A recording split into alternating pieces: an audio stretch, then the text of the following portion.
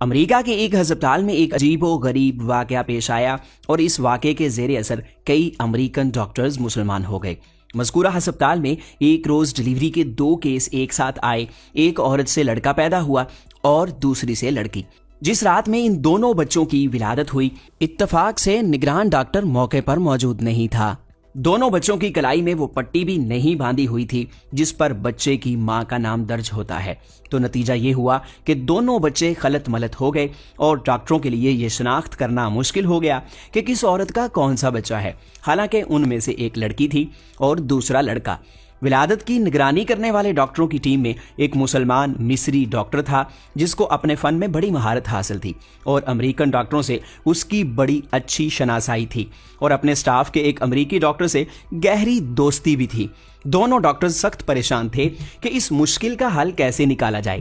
American غیر مسلم doctor نے مصری ڈاکٹر سے کہا کہ تم تو دعویٰ کرتے ہو کہ قرآن ہر چیز کی تبیین و تشریح کرتا ہے، اس میں ہر طرح کے مسائل کا احاطہ کیا گیا ہے، تو اب تم ہی بتاؤ کہ ان میں سے کون سا بچہ کس عورت کا ہے۔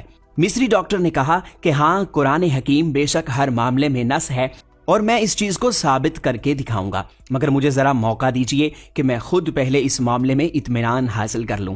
چنانچہ مصری ڈاکٹر نے باقاعدہ اس مقصد کے لیے مصر کا سفر کیا اور جامع ازہر کے بعض شیوخ سے اس مسئلے پر استفسار کیا اور امریکن دوست ڈاکٹر کے ساتھ کی گئی اپنی بات چیت کی روداد بھی پیش کی۔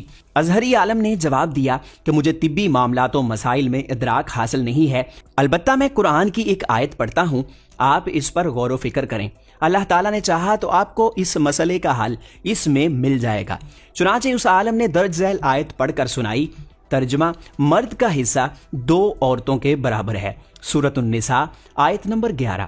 مصری ڈاکٹر نے اس آیت پر غور و تدبر شروع کر دیا اور گہرائی میں جانے پر اسے اس مشکل کا حل بالآخر مل ہی گیا۔ چنانچہ وہ لوٹ کر امریکہ آیا اور اپنے دوست ڈاکٹر کو اعتماد بھرے لہجے میں بتایا کہ قرآن نے ثابت کر دیا ہے کہ ان دونوں میں سے کون سا بچہ کس ماں کا ہے۔ امریکن ڈاکٹر نے بڑی حیرت سے پوچھا کہ یہ کس طرح ممکن ہے۔ مصری ڈاکٹر نے کہا کہ ہمیں ان دونوں عورتوں کا دودھ ٹیسٹ کرنے کا موقع دیجیے تو اس معمے کا حل معلوم ہو جائے گا۔ چنانچہ تجزیے اور تحقیق کے نتیجے میں معلوم ہو گیا کہ کون سا بچہ کس عورت کا ہے اور مصری ڈاکٹر نے اپنے غیر مسلم ڈاکٹر کو اس نتیجے سے پورے اعتماد کے ساتھ آگاہ کر دیا۔ ڈاکٹر حیران و ششدر تھا کہ آخر یہ کیسے معلوم ہو گیا۔ مصری ڈاکٹر نے بتایا کہ اس تحقیق و تجزیے کے نتیجے میں جو بات سامنے آئی ہے وہ یہ تھی کہ لڑکی کی ماں کے مقابلے میں لڑکے کی ماں میں دگنا مقدار میں دودھ پایا گیا، اور مزید برآں لڑکے کی ماں کے دودھ میں نمکیات اور وٹامنز یعنی حیاتین کی مقدار بھی۔ پھر مصری ڈاکٹر نے امریکن ڈاکٹر کے سامنے قرآن کریم کی وہ متعلقہ آیت تلاوت کی، مرد کا حصہ 2 عورتوں کے برابر ہے، جس کے ذریعے اس نے اس مشکل کا حل تلاش کیا اور جس عقدے کو حل کرنے میں دونوں ڈاکٹرز نہایت پریشان تھے۔